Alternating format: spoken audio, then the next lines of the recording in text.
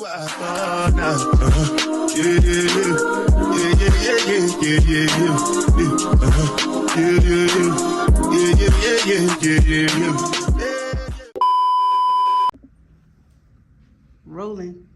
Good afternoon. How y'all doing today? Good afternoon. Today on the Roots and Redefinition podcast, I have my pops here and I have my boyfriend Caleb. So today we're going to discuss some of the topics that we talked about in our Black Masculinity class, and we got 4 segments that we're going to hit. Okay. All right. So the first segments are, we are the KKK, Kings Killing Kings. That sounds good, don't it? Yeah. It do. Good, and it sounds heavy. It is. So my first question for you all is, what does toxic masculinity mean to you? Well, I just started to hear about toxic masculinity maybe a year or so ago. Right. Didn't know what it meant, but I knew it wasn't good. Right. So I went and I had to look up what the internet was saying about it. Okay, what they said. And it was saying that toxic masculinity is a term used to describe the unhealthy aspects of masculinity that can be harmful to men, boys, and society. Then it goes on to talk about the different types of the toxic parts of it. Dominance. Yeah. Men are dominant and aggressive. Anti-femininity. It talks about how men reject feminine traits such as accepting help or showing emotion. Right. And then it talks about power, and it talks about violence. But when it got down to this emotional illiteracy is what caught my attention as well, where it says that men are emotionally hardened and unwilling to share emotions. So when I think about toxic masculinity, I look at it, I've always been the type of person, when you try to figure out something that's going on, I always like to ask the question, why? Why is it happening? Where did it start? Why, are men this way? And I think for me, toxic masculinity is, has a root of, shall I say, how boys were raised from generations to generations, and particularly in the Black community. You have our culture has always been telling boys, grown men is not supposed to cry. That's toxic. Yeah. Because my thinking behind that is, if we're not supposed to cry, then why did God give us tear ducts and emotions? I mean, that just makes sense, right? But the stereotype that has been given to men is that we always got to be tough. And so toxic masculinity is, in my opinion, some sort of a mental illness. Because it starts up here and it projects outward and it affects everybody that's around us. Okay, that was good. I like that. So you're saying the way young black boys were raised, that's kind of become what toxic masculinity is. The way they told y'all to be is kind of the traits that are becoming toxic. Yeah, and it's not even so much of what they told us to be, it's what we saw. We are do more of what we see versus what we hear. We hear a lot. Okay. And one of the things that, I try to, tell anybody, my kids, I've told you, you have to be careful what goes through here and through here. Yeah. Because whenever the inner reality comes into an outer form. And so when that form comes out, there's at least two different outcomes. It's going to be either negative or it's going to be positive. And a lot of it has been negative because, number one, you have no role models for young boys. Talked about that in class. Yeah, there are no role models. The internet is raising them, and I think their meaning or their meaning for living is defined by social media. It's defined by likes. It's defined by comments. It's defined by DM messages and stuff, stuff like that. Yeah. They're defined by the good bad problem, if you will. So the good bad problem to me is going to always be social media is a good bad problem. Social media is good because it promotes businesses, it promotes positivity. But on the back end, the negative side or the bad side of it, you know, when you have an individual, and I'm talking about boys in particular, when you have an individual who has already have low self-esteem and you take them lower, Gotcha. you know, that's toxic. Okay. You know, they're defined by what they see. You know, when we was coming up, you know, young boys and gun violence and gangs and stuff like that was a form of really wanting to be accepted. Mm.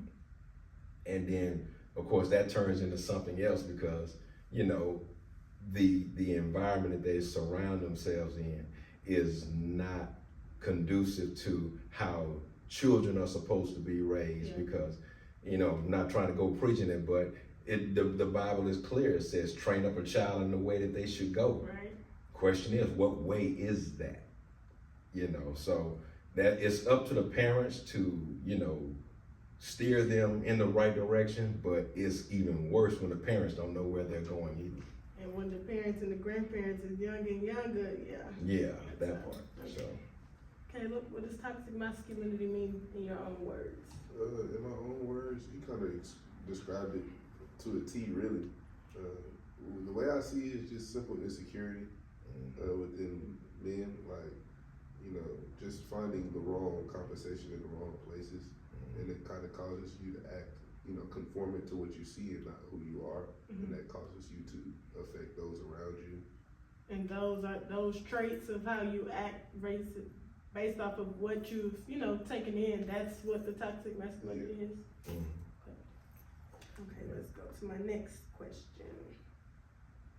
What are some of the traits of toxic masculinity, and do you think that that's just a stigma, or do you believe some of it to be true? Some traits of toxic masculinity. You did name some of them. Yeah, the power one. Yeah.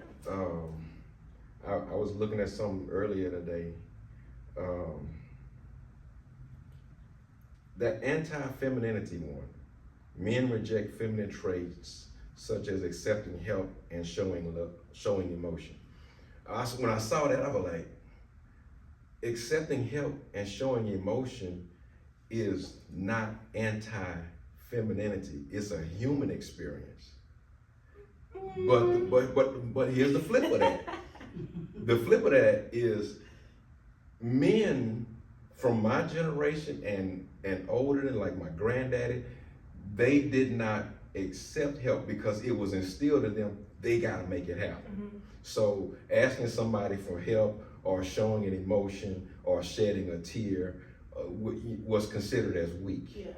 So it's like anti-femininity, it is feminine in the sense in which they're trying to describe it because, you know, women are more susceptible to getting help because they ask for it because they're a woman. Right. But the stereotype is if a man asks for help, he's weak, he doesn't have anything going for himself, when in all actuality, the young blood is just trying to press forward in life. And because of the lack of help that he didn't get, turns him into going in a whole nother direction, which means he got to figure it out, whether it's negative, get it out the mud, all that part. So I just believe that it's not we're humans first before we're called men and women. We're gonna always have that one thing in common, is that we are a part of the human race,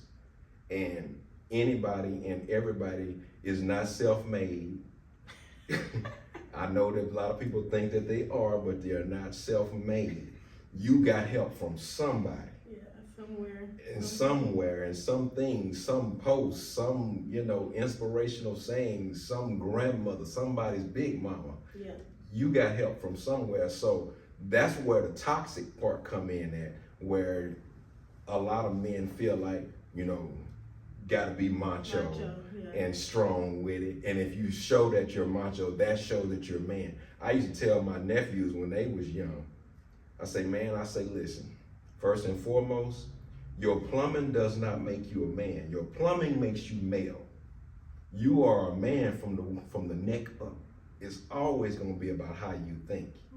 Be careful about what you put in, because whatever you put in is going to come out in some way or another. So that's where it falls into power. It even talks about violence. It says men are violent and sexually entitled. Yeah, we talked about that in class. Is that the part that you think is fake or might be just a stigma or a stereotype? No, I think it's a combination, because it's a it plays both, because men feel like if we can just be real grown people here, a lot of men, especially people I've known, this is not just something that I just heard, I've seen it, where men feel like if they can dominate a number of women, that makes them a man. That does not make you man, because if that's what makes you a man and you lose the function, then who are you? Then it goes right back. Unless you know, and anybody else, right? You don't even know who you are as a man. That's good. Up here. Okay. That's where it all goes. Now the part that you said that made me cringe was I kind of blame black women a little bit, because I feel like you said a couple years ago, it was, okay, let's push them to therapy. Black men need help. Y'all need to go get therapy. It's okay to cry. And then now we're calling them sassy. Yeah. True. Yeah. That's the black woman. Y'all didn't start that. That's the black woman. How you feel about that, Caleb? I mean, that's kind of like one of the things I wanted to say too, is like, a lot of people, they'll say, okay, so the stigma that black men are sometimes in competition with themselves is true. Yes. But a lot of times, a lot of what men do is change and sculpted by what the women wants out of them. Ooh. Yeah. And a lot of men will change something about themselves or who they are or what they do or the way they do certain things to make sure that the women or whoever it is in their life that has that influence, male or female, that they fit that.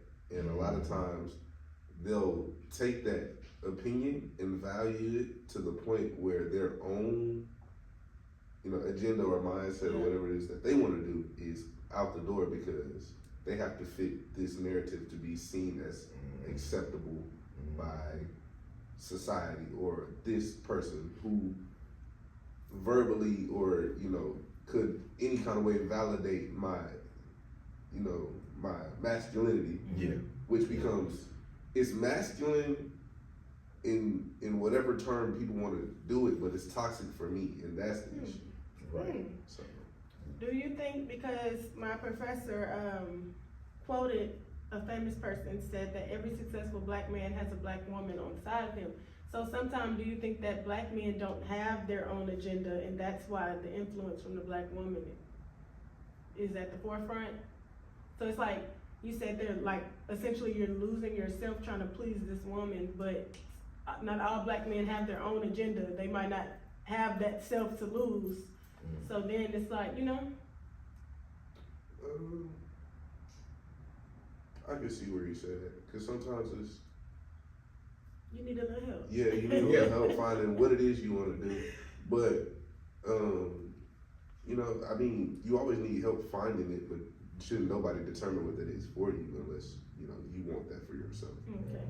So, I mean, help, you get help from anybody, you know Right. what I'm saying? And a lot of times, that can come from not only women, but men too. Sometimes we have, figures in our lives that are older than us that we feel like we have to reach that goal because that's what manhood is. And because we saw that, that's what we want. So I feel like that's male or female, to be honest with you. So you think like the definition for masculinity needs to be erased and everybody needs to find their own?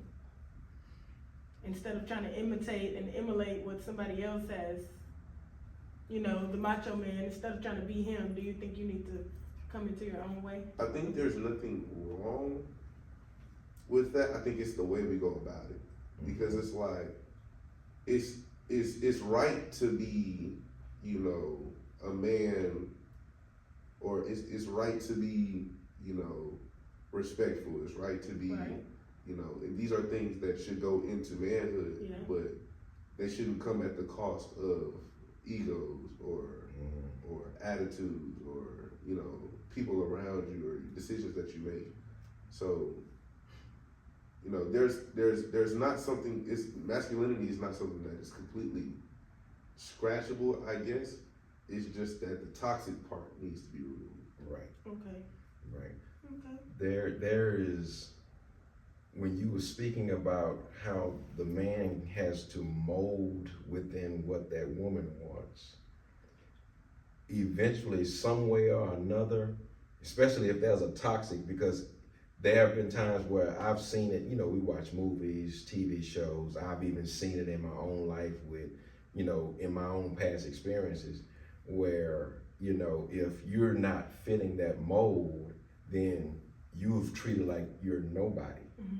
And of course, after you've been treated like you're nobody, there's a resentment that sets in. Not so much, it's like a general resentment, not towards all women, shall I say, but your mind will take you there. That it's like an exchange. Like a lot of women will say, all men are dogs. Yeah.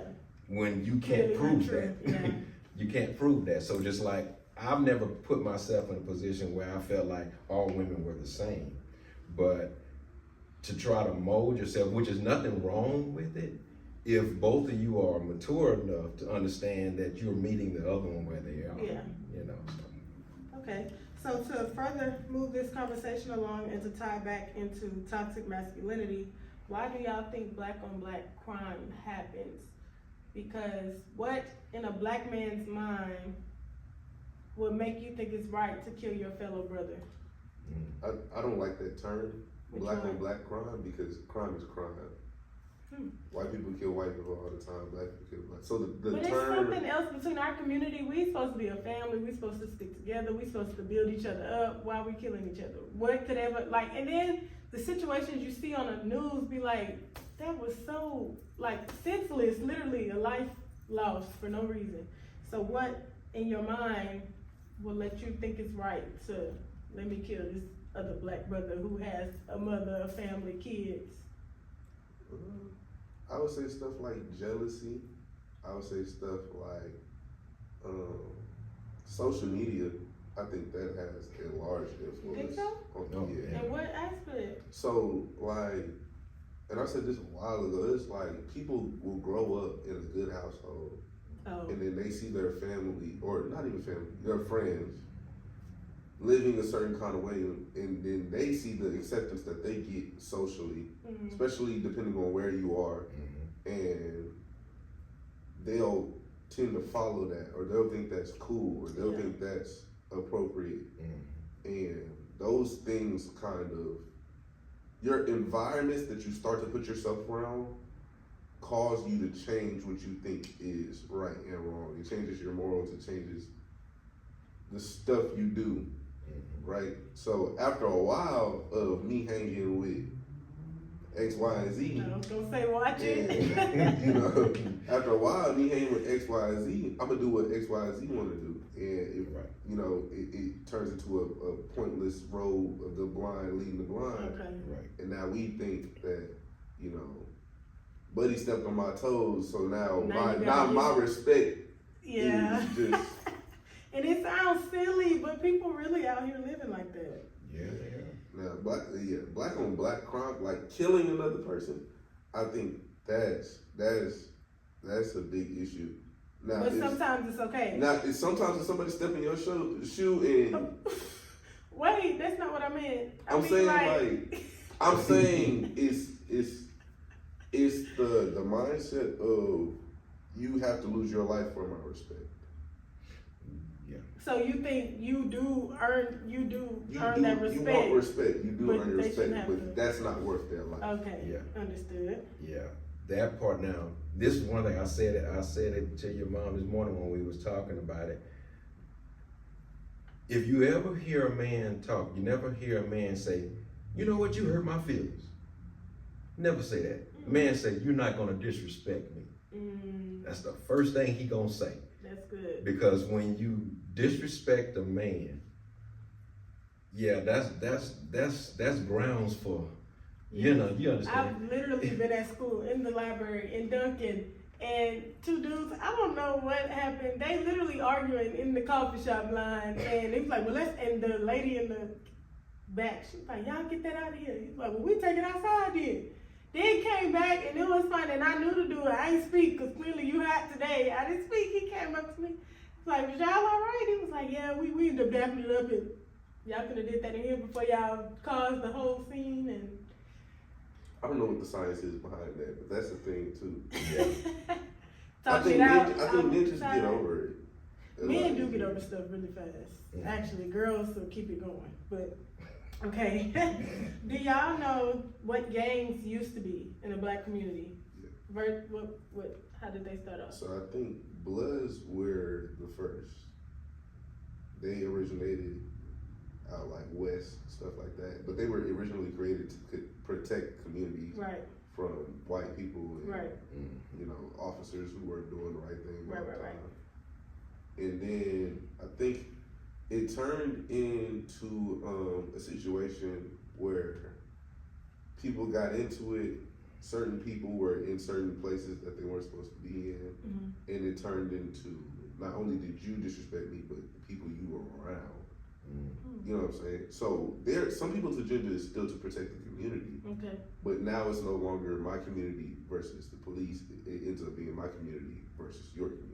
Right. That's why people ask, what set you claim? Yeah, what set you claim? Where your grandma stay at? I like that. You know, stuff like that. So your grandma. But sometimes, and it's still like that. It's very community based because you were born into. They just, you know what I'm saying, building their own communities inside the community. Yeah, it's exactly like that. But some people, it's gang violence is a whole different situation. Like a lot of times, I'll find myself going down the rabbit hole of like Chicago gang violence because it just be interesting.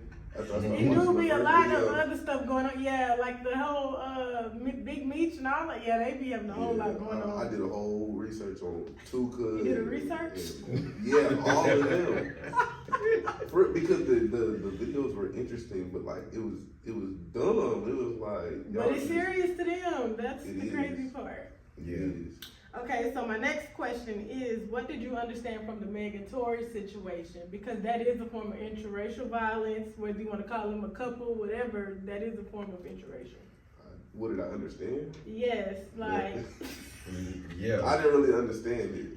You didn't understand his reasons for doing it? You didn't understand where it brought them to now, the trial? I feel like... I don't know. Because You feel like it was dumb? I feel like it was childish. Yeah, it was. It was, but from watching, because we watched the documentary, now, the reason it occurred was definitely dumb. You just got in an argument. But like Meg, she said, I didn't want to call the police because I didn't want another black brother to be killed, you know? Yeah. So it's just like, that was something deeper than just y'all little argument. And then he still got on and lied to everybody. She had proof. That was very sad to watch, I'll say. When you're over emotional, short man syndrome. Something. There's a number of factors. Again, we always have to try to see, okay, why did that happen again? You shot this girl in her foot. Right. For what? Right. And then immediately after you done, that's why I say emotions are so high for whatever reason. And then as soon as he done it, he was remorseful that he did it. Yeah. Like he didn't even believe that he actually. He don't even know why he did it. Yeah. And so that's why you got to be careful with how you allow your mind to work. Mm-hmm. It's all gonna come back up here. I don't care what you're talking about. It's everything starts up here. That's true. And now as far as when you get a situation like that happen, and you'll have to really give her props for trying to save another black man. Right, that was so sweet to me because the internet world tearing her down. Like, why you not doing this? Why you not saying nothing? Why you not? She's literally trying to save him. Like, but see, it's all on your face. No, I just feel like, okay, I get it. Black man, police, Yeah.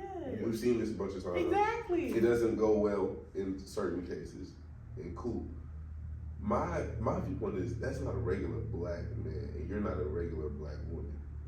And I say that because it's like you could have, even if you didn't call the police, you had somebody, you had security, you got.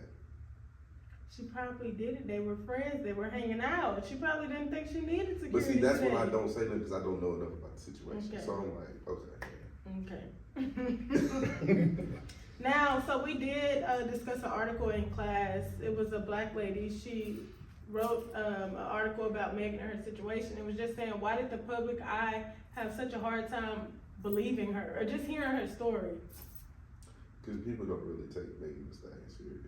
But it's deeper than just Megan Thee Stallion. Like, we know how she presents herself, but any black woman, why do we have to prove our case so hard? Why do we have to go to the extremes just to be heard? Why? You're not understanding me? No, I Like, understand. Megan had to do the most for people, and people still in her comments talking crazy, still think Tory shouldn't be blamed. Why is the case?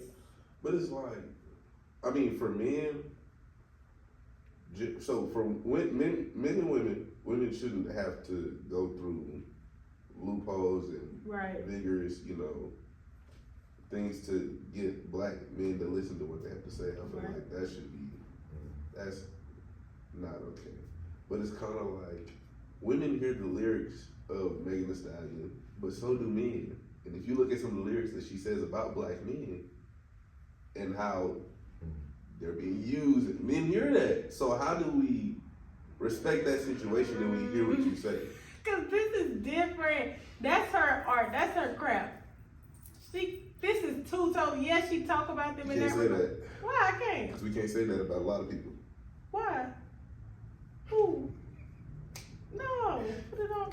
I'm just saying, you saying separate the Yes. craft from But you the can't. artist, but you can't. You really can't. Here's why I believe you can't separate it. You put the content out there. 99% of the world gonna believe that's how you really feel. That's all we know about you. That's what we know. And so now we're not saying that he was right for doing what he did. No, he's dead about all that. But you gotta, and then you gotta look at the demographic of who was coming for her. People her age and younger, because here it is, you got people who look up to Tory, and you have people who look up to her. And so now you got this whole divided segment here with these two individuals. Full of people who weren't there at all. Picking a side. You're just picking sides, and it don't really make any sense why you're picking a side for something that you did not even witness. Everybody has an opinion. But I always say the people who knew what happened that night was them two and the Lord. Yeah. And at that point, why is everybody else saying it? Okay. I just wanted to look at it in the aspect of, okay, put her music to the side.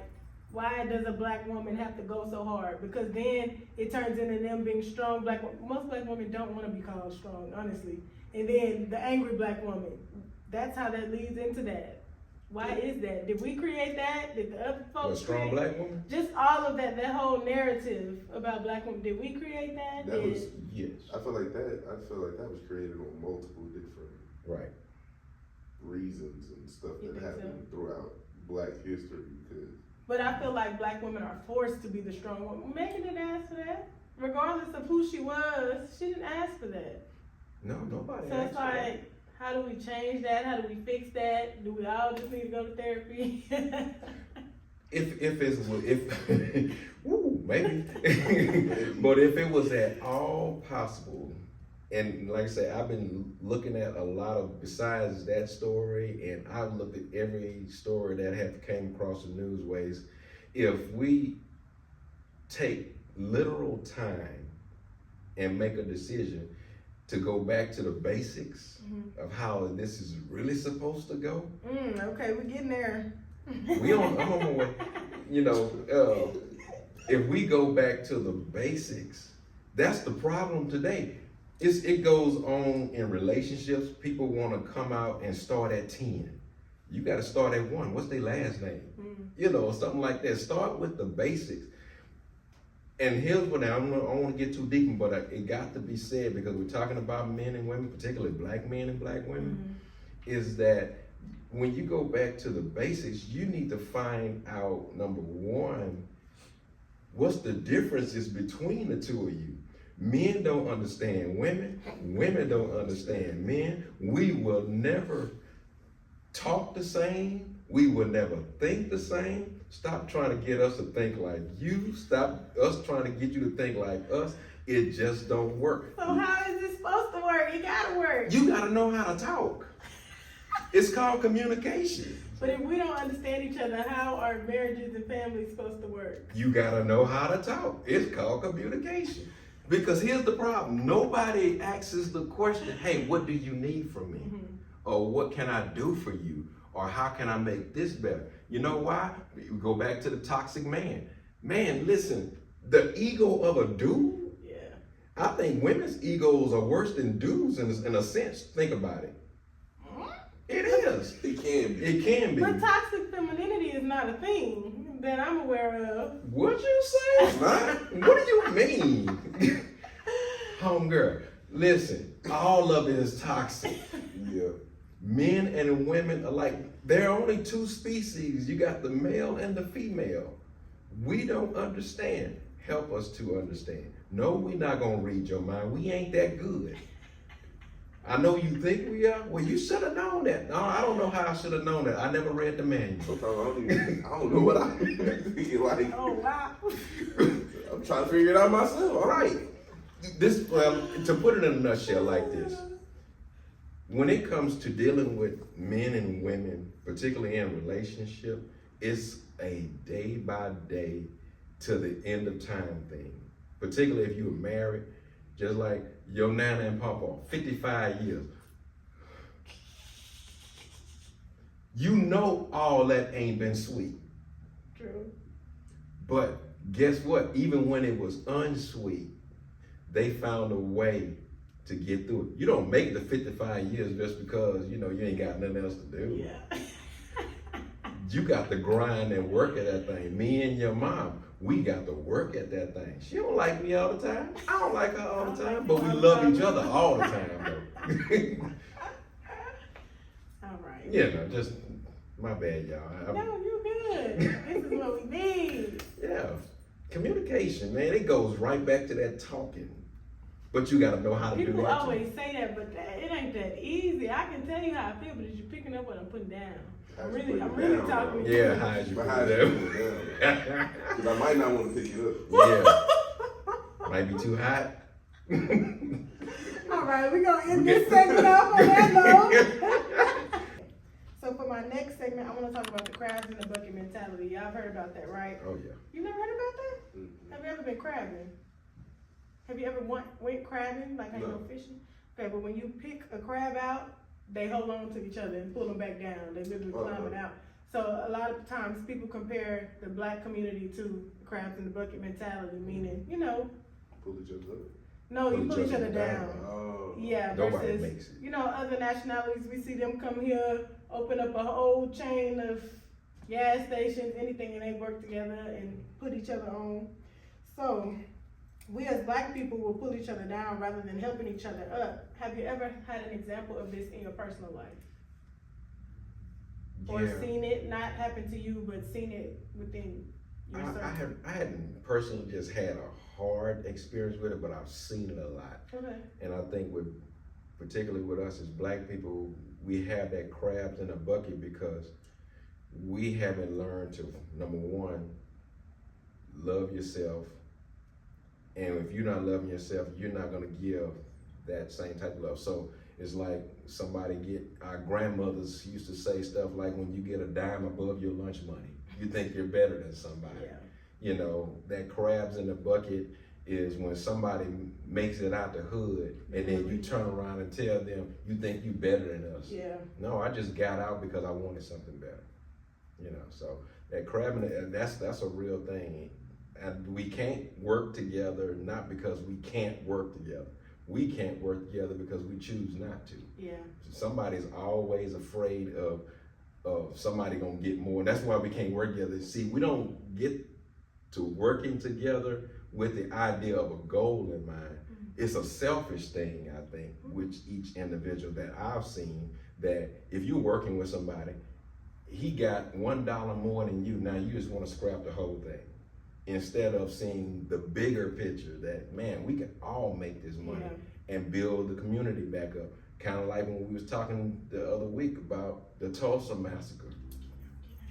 Okay, I'm sorry. Let me go with my question. Yeah, I got you. Okay, I'll stop it right there. Okay, Caleb, have you ever seen this in your life or within your circle, other people you know?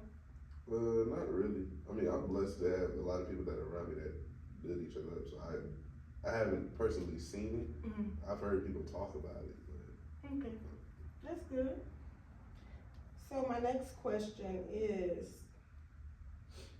what is in the infrastructure of a Black community? What do you see when you go out into a Black community? What do you see majority of? Infrastructure, meaning like the buildings, the businesses, what is prevalent in the Black community? Well, because I'm the older one on the panel, we've had liquor stores,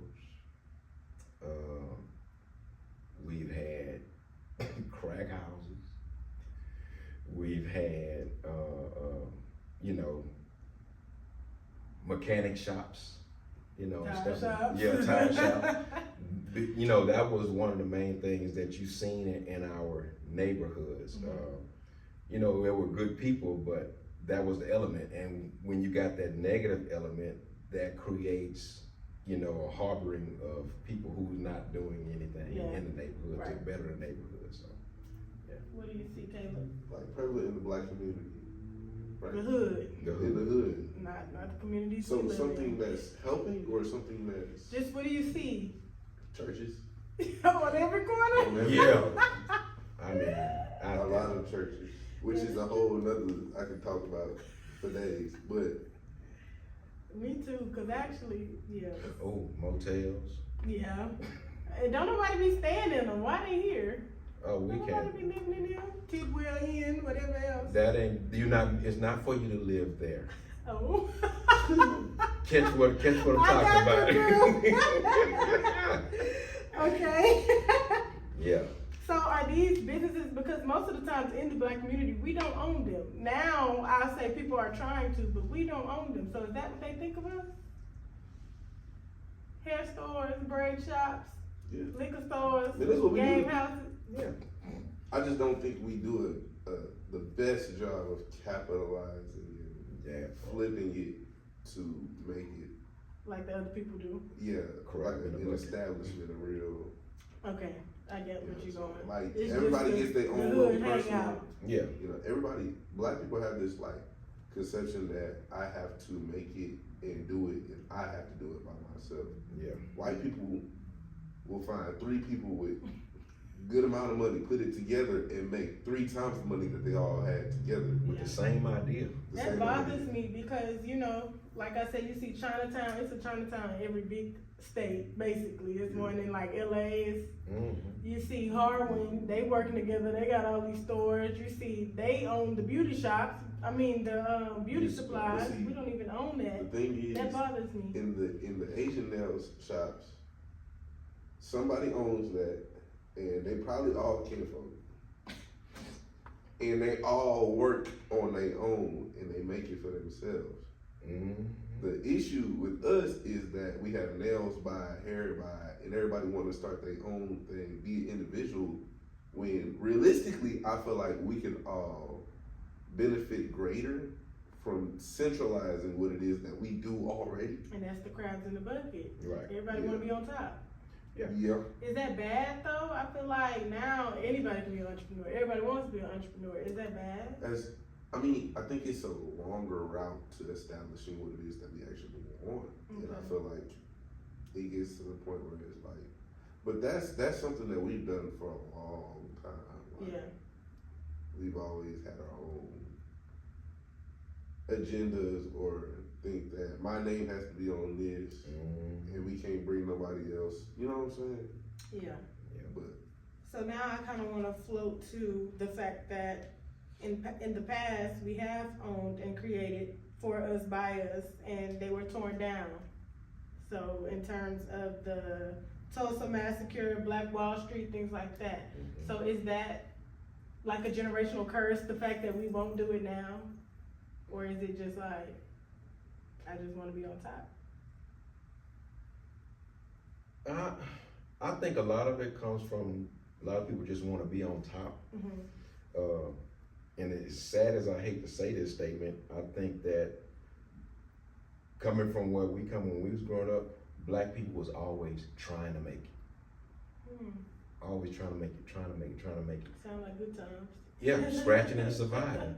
You know, that's a prime example, because you just asked the question, is that how they see us? Yes, that's how they see us. Keep them in the ghetto, keep your foot on their neck, limit opportunities, if any opportunities, because talk about that in class too. Yeah, and see, here's the thing, what the other races have, I guess, done, shall I say, within their own culture is they see us. Everybody pays attention to the Black race. Latinos, Asian, white people. They see, and guess what they do? They're gonna keep putting those little trinkets out there for us to pick up, because that's how they see us. They don't see us as, you know, on the same level as them. But in actuality, and truth be told, because Black people are some of the most brilliant people on the planet, we got it, but it's the mentality that keeps us grounded. That was good. Yeah. I'll get that. Okay, I think we can end off this segment. Okay, so my next segment is the foundation of a Black family.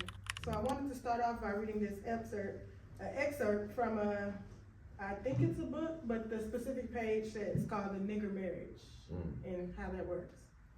So it says, we breed 2 nigger males with 2 nigger females, then we take the nigger males away from them and keep them moving and working.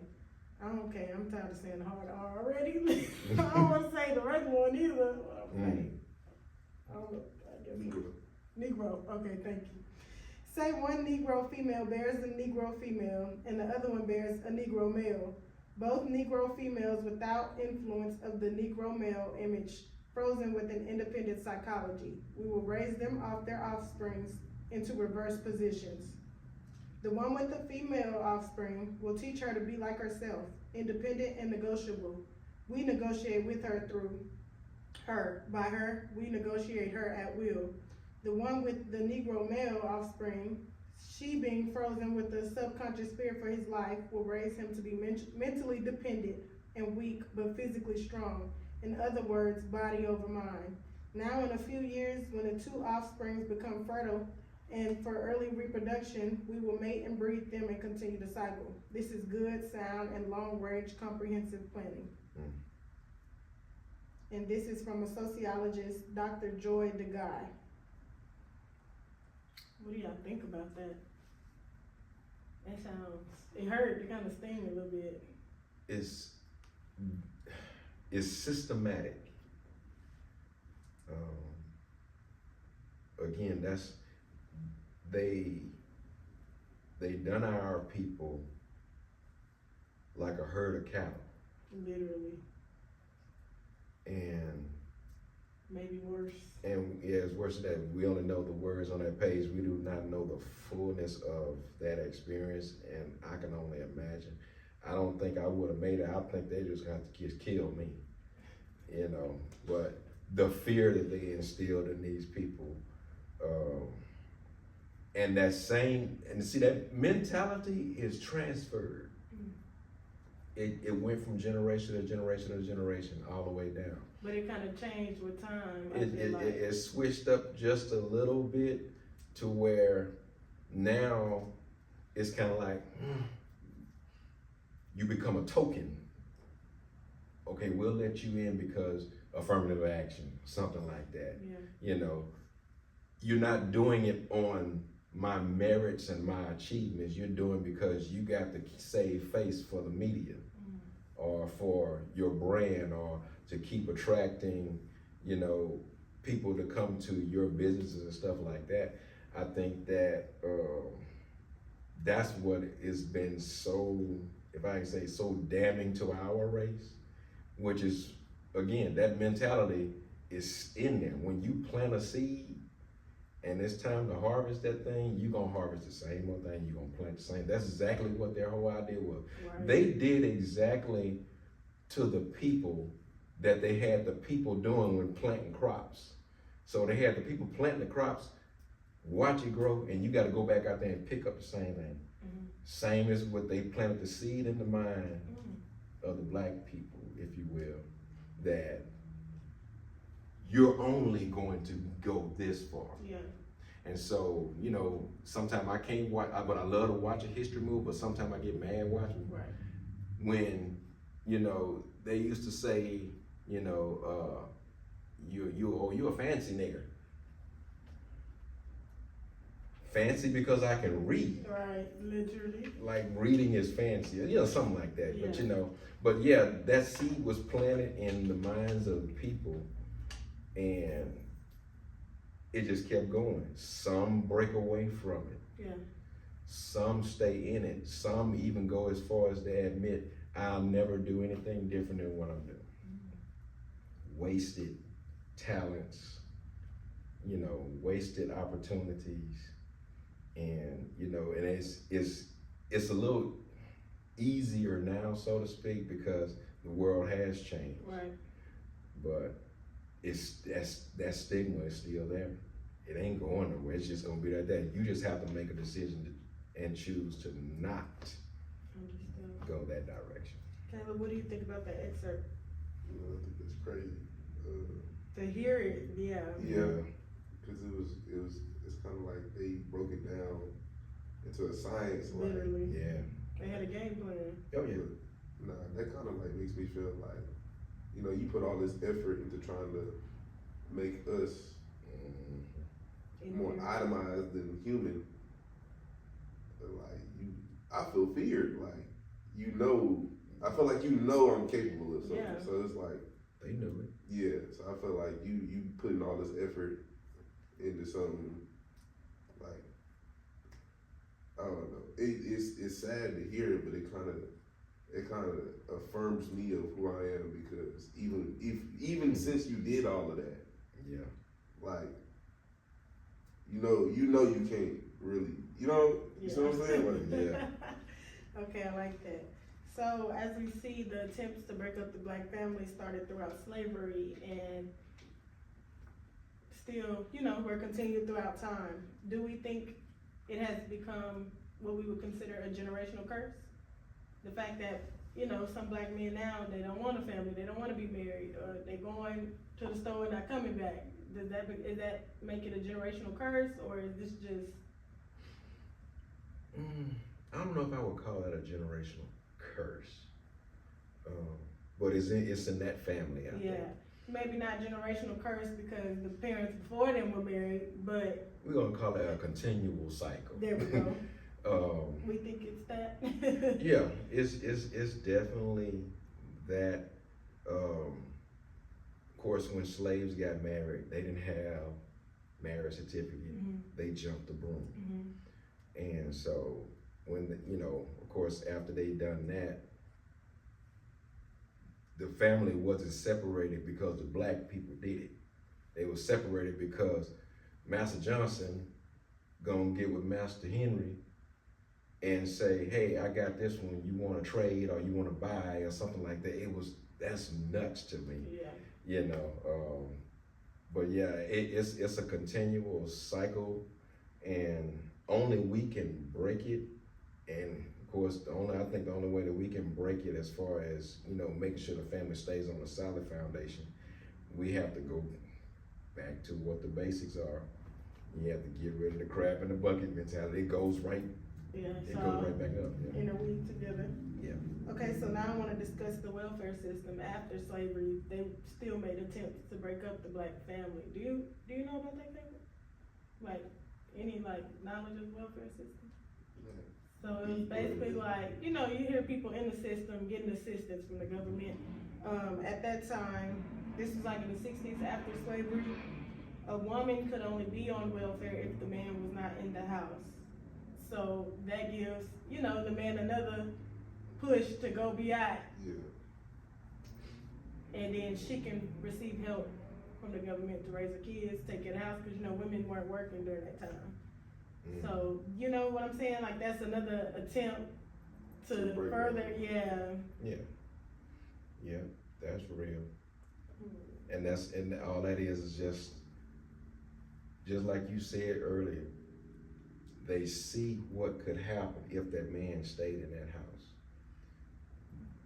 Raising children, the man, not to say that he had to necessarily be feared, so you just scared for your life of him, but children have to have that respect for that man. If they have respect for him, they have respect for others on the outside of the home. So when you just leave that mother with those children like that, it's another systematic thing, you know, from the slavery. They just did something different. Way, So because they know that the black man in the family, because we have a history of sticking together.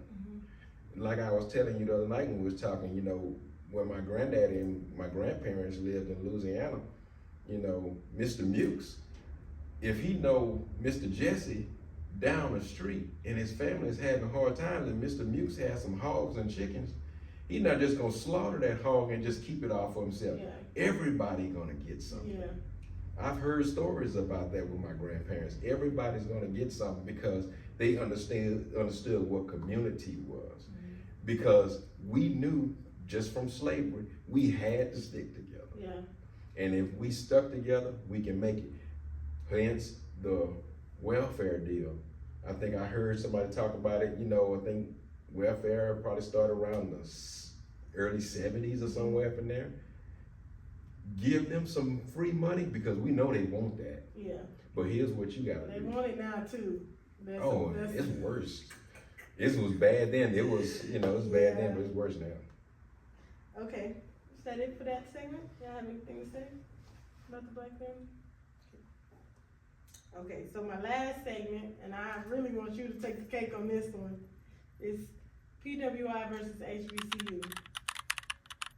I had to tie it back into education. You know, this is for a class. I just want to go toe to toe with you.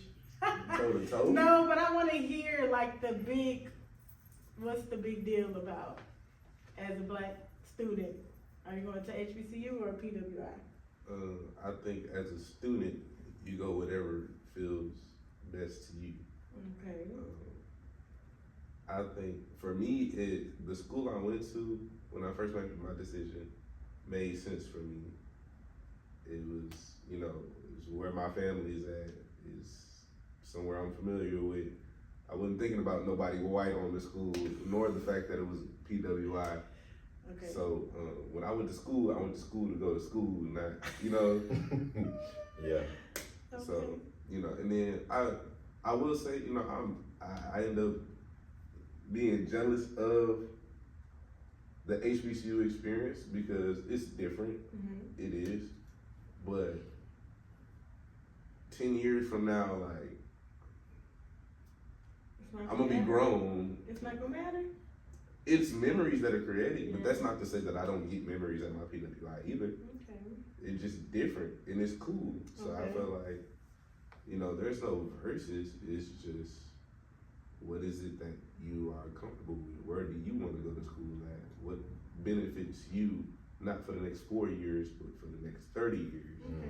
And I think some people, you know, take that 4 years a little more serious than others, which is okay.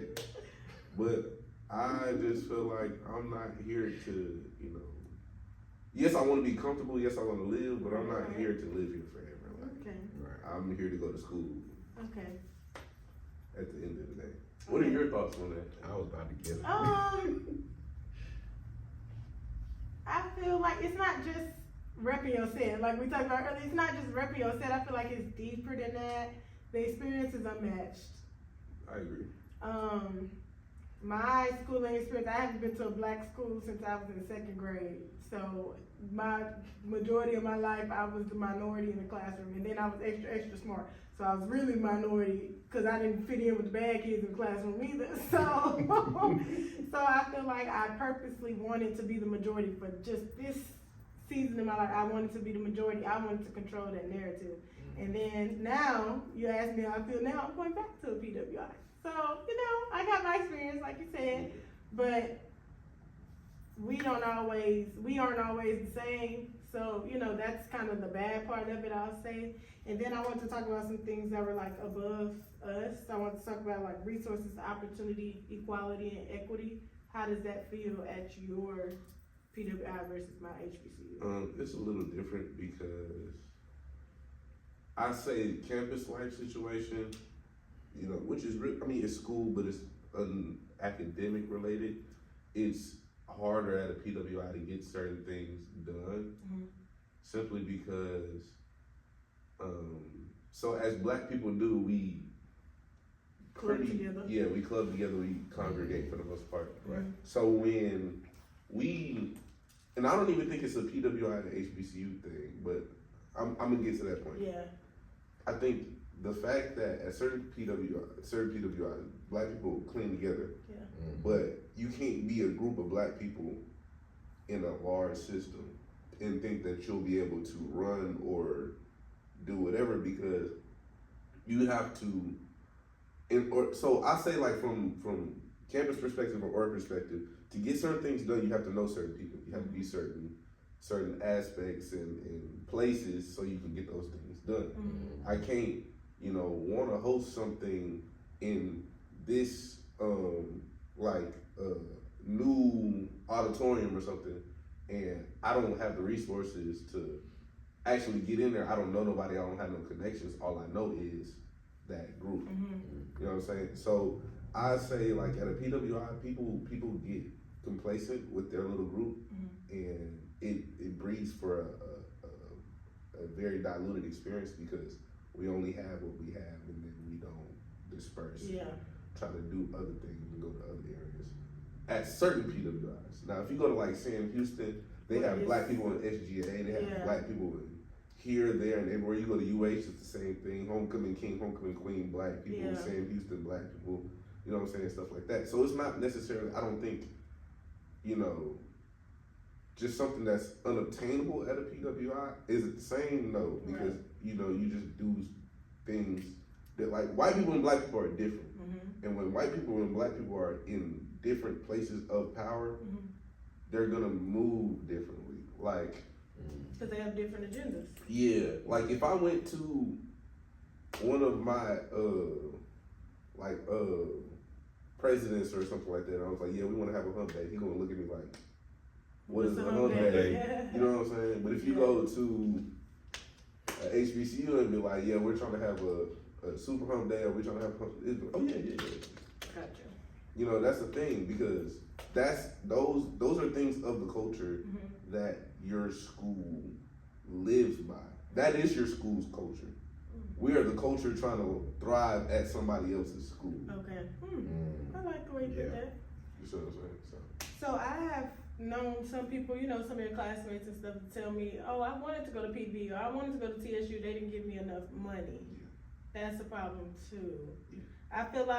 Honestly, I feel like fast as luck of the draw, don't nobody get enough money, but I feel like, if you're in that situation where you have to go with who's giving you the most money, do you feel like they're being cheated out of their experience? Like, do you think there should be more access to HBCUs? Yeah, I think HBCUs don't make it the easiest to go to. Why?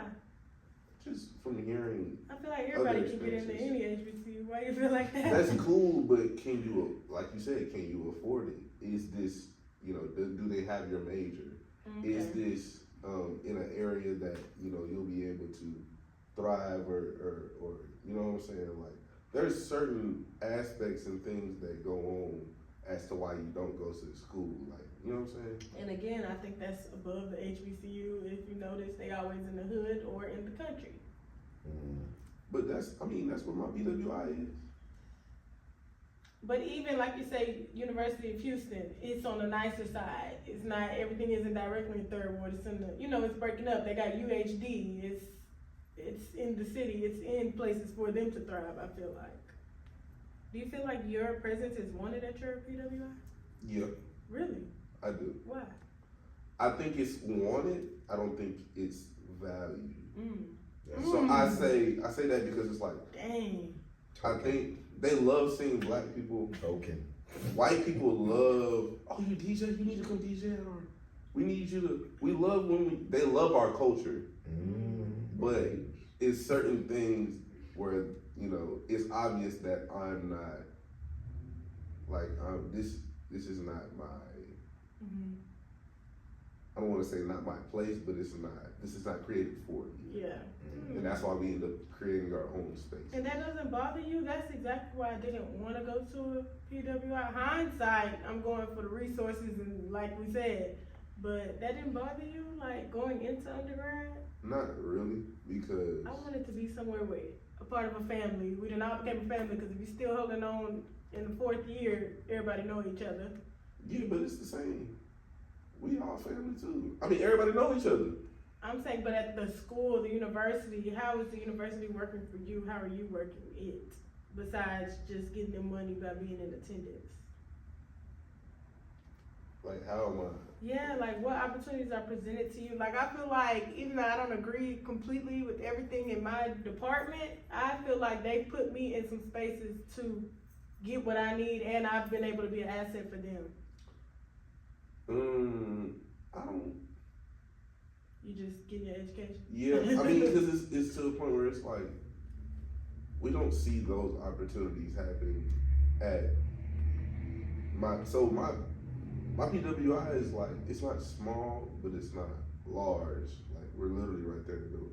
So that personable, one-on-one type, you know what I'm saying? Mm-hmm. Like, it's not really, now they do have, a lot of professors do have opportunities in certain, situations where they can set you up or have you in the right places for you to succeed. You have to build those, but it's just a different vibe when you go to HBCU and your professor is black, because black people know when you see older black people in the room, they instantly turn into auntie and uncle. So it's like, it's gonna hit. Listen to him because he's really trying to tell you something. Yeah, but Okay, my next question is, how did it feel on November 9th? That was the day after election day? I thought election day was on the 6th. How did it feel waking up after election day at a space that was not created for you? They had a little chip on their shoulder. How did that feel? I could imagine the silence was loud. I could imagine the disrespect was blatant. How did that feel? Because I know I was side-eyeing the white people on campus, like, why is you here? I think they feel more because it's like that. First of all, that ratio, that black to white ratio at HBCUs and PWIs is completely different. Right.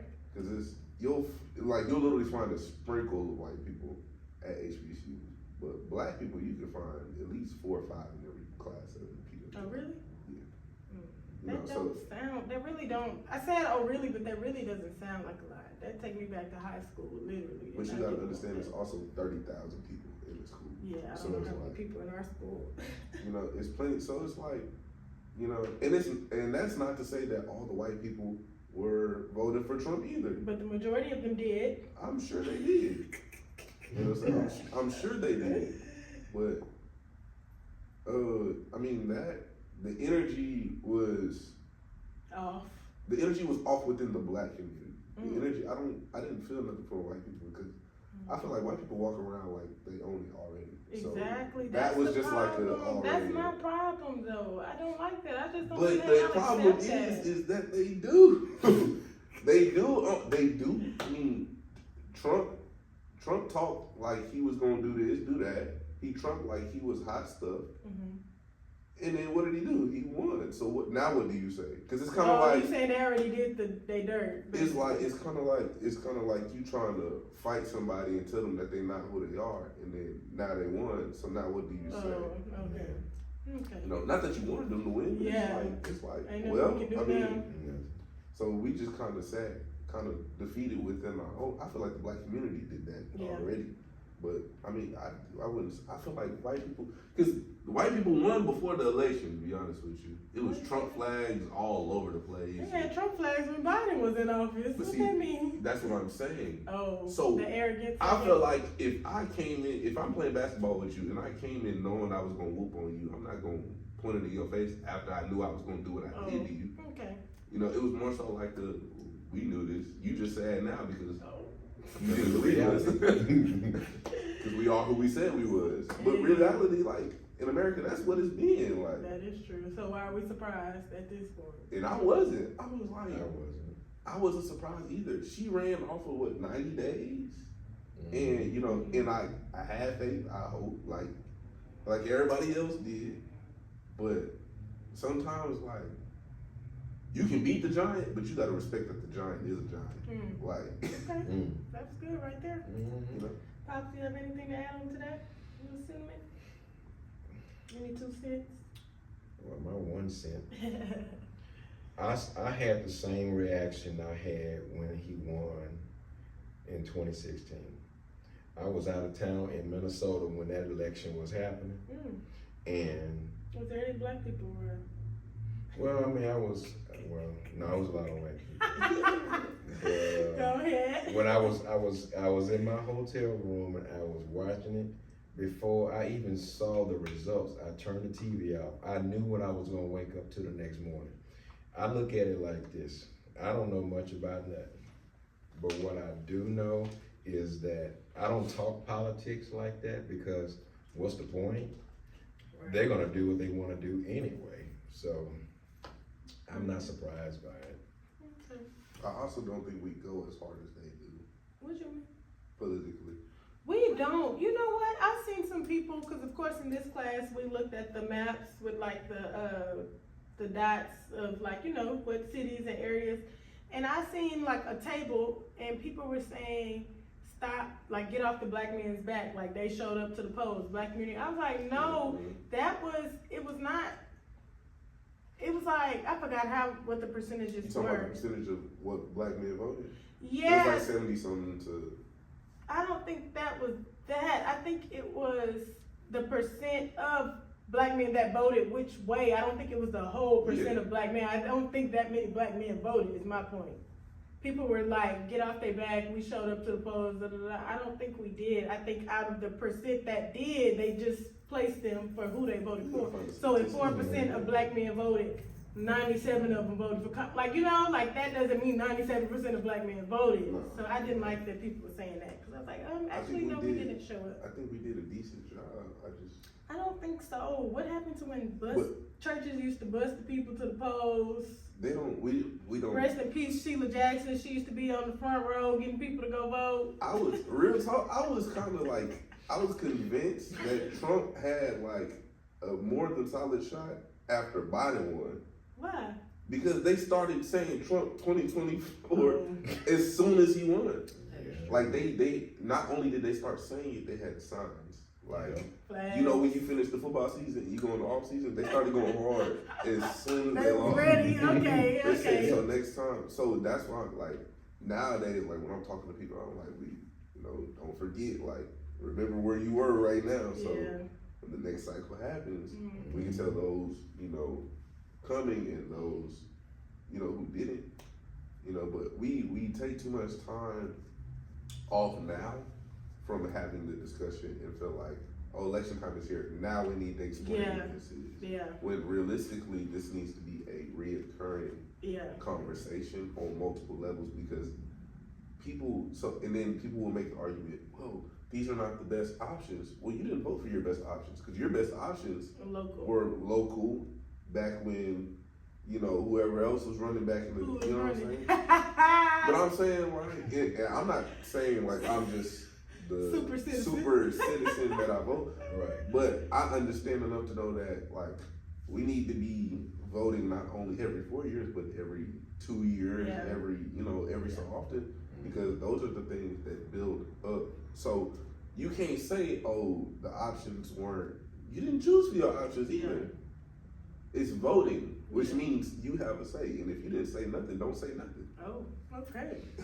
That was good. Okay. Sustained, I got that. All right. Okay, well, we can close that segment off on that note. And I did just want to read a screenshot of something I saw on ancestral mathematics, just to empower Black people, you know? That's what we're here for. Okay.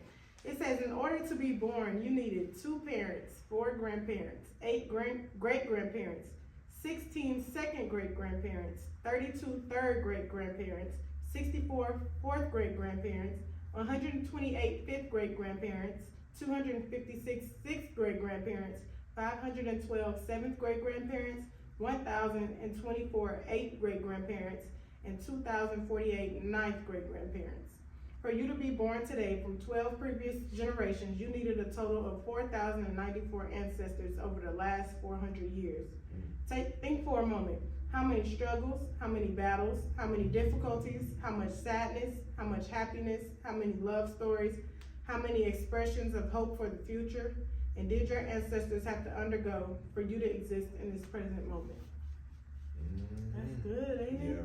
Yeah. That takes the little phrase, I am my ancestors' wildest dream, that take that to a whole nother level. 4,000 people for little old me? Yeah. That's crazy. Somebody had to do something so you can get here. Literally. So, and how dare you not Do nothing. take the opportunity and seize the moment. All right. yeah. I want to thank y'all for being here today and helping me with my project. This was a great conversation.